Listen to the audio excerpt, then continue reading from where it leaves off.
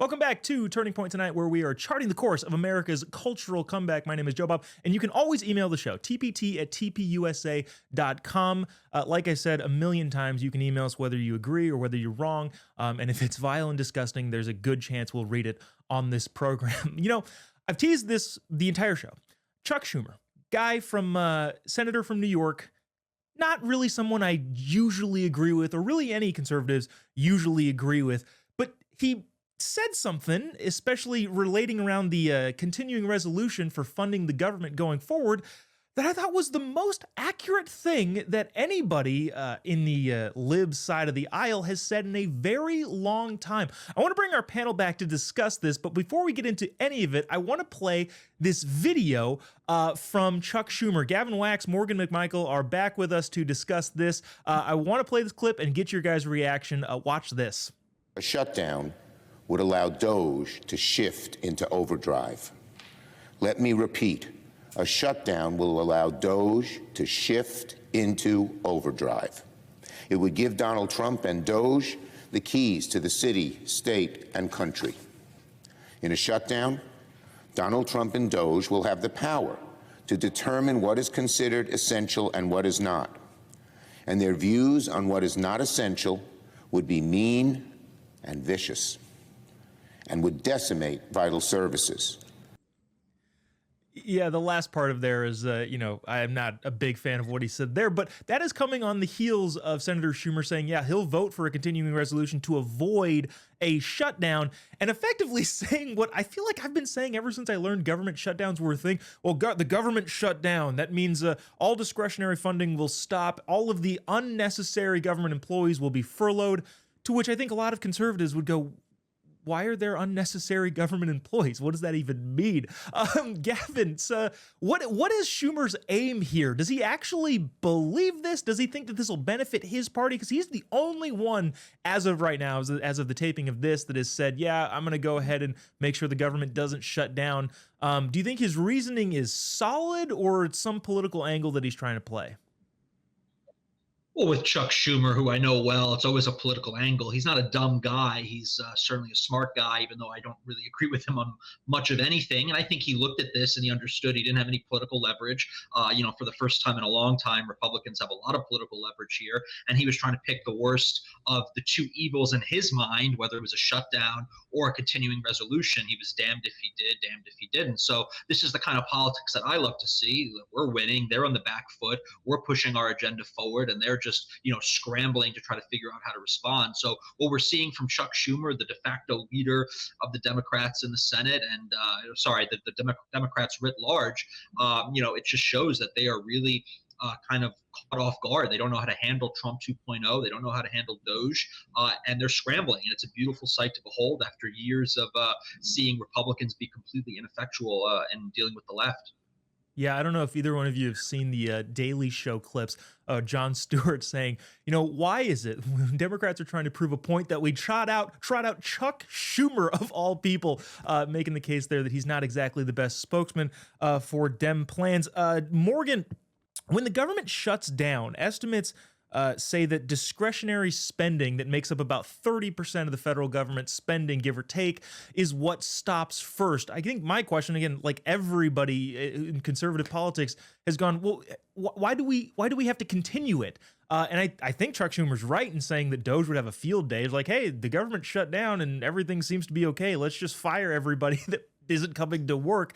Do we think that this maybe even having a government shutdown would actually benefit us? Do you think Chuck Schumer's right? And maybe, I don't know, should a couple conservatives go that direction just so that the government does shut down to kind of elevate Doge to the platform that Chuck Schumer is afraid of? Yeah, it's very clear that this is a political play coming from the Democrats, and they don't want a government shutdown, so Doge can't go in there and find the funding and strip it from them. And that's what Doge is all about, is creating more government efficiency, cutting out the billions of dollars that are being spent irresponsibly by United States taxpayers. That is what they're doing and going to continue to do over the next 4 years. And so, if Schumer coming up and saying, this is being mean and vicious, I think it's quite interesting. spending. I keep seeing yard signs, funny enough, saying, we support federal workers around the DC area, which I also think is funny because people are just grabbing on to their jobs, and a lot of them are non-essential, and money is being thrown around that is our taxpayer dollars that isn't funding what is actually pushing forward a better America. So at the end of the day, I do think this is a political ploy by the Democrats, and the Doge is going to continue on regardless if there's a shutdown or not. Speaking of Doge, there's a very unexpected proponent of Doge that is resurfaced in a video clip, I believe from 2011. Watch this MAGA right-wing extremist radical talk about cutting government spending. Check it out. Everyone knows that getting rid of the deficit will require some tough decisions. And that includes cutting back on billions of dollars in programs that a lot of people care about.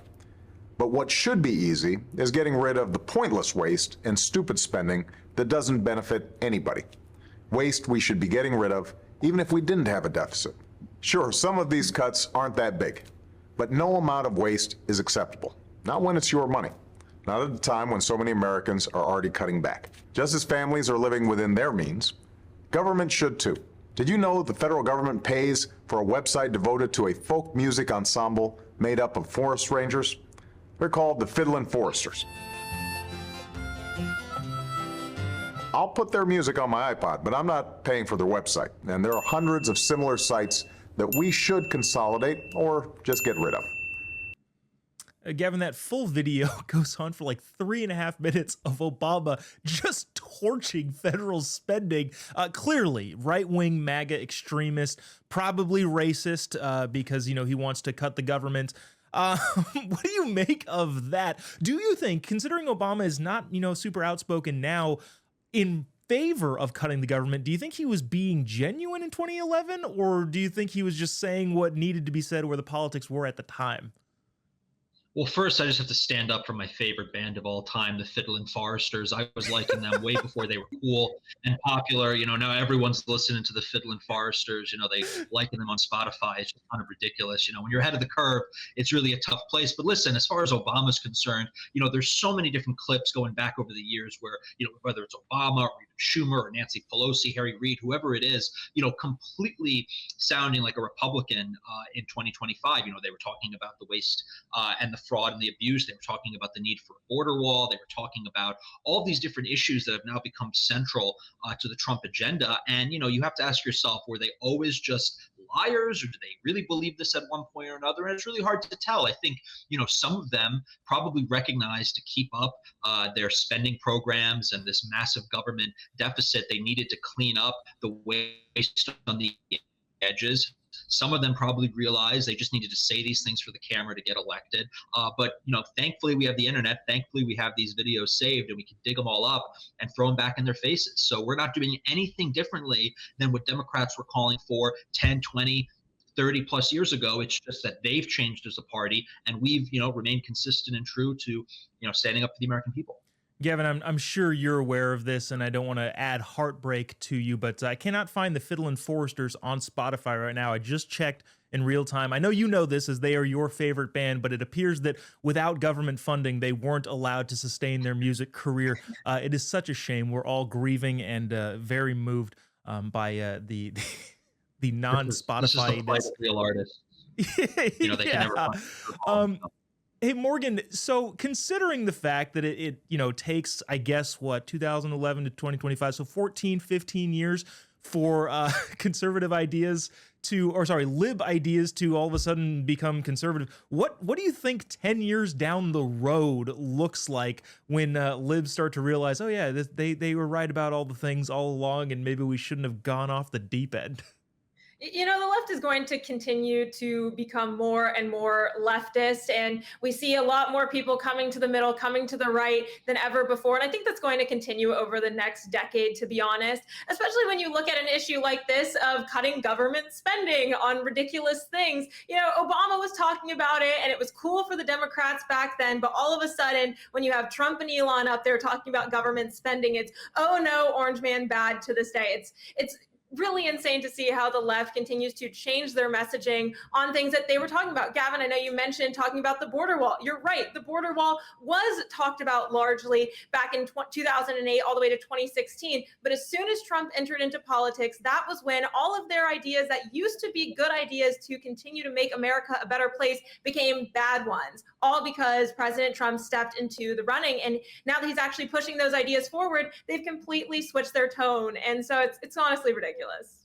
Morgan, I have a suggestion for you. I feel like next time you go out on the street, because you're great at the man on the street or woman on the street content, you should take a bunch of Bill Clinton accomplishments and say, how do you support this MAGA right-wing fascist politician? And I guarantee you that even Bill Clinton is a far-right extremist to the modern-day Democrat Party.